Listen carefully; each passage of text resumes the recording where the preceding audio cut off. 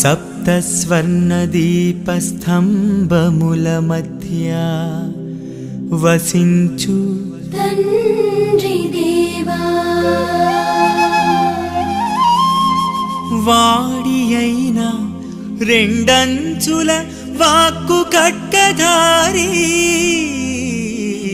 క్రీస్తు దేవా, ఏడు వరముల స్థావరమా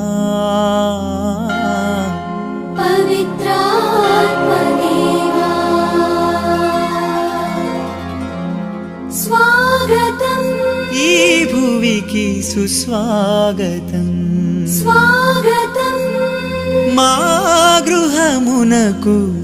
ఘన స్వాగతం, స్వాగతం మా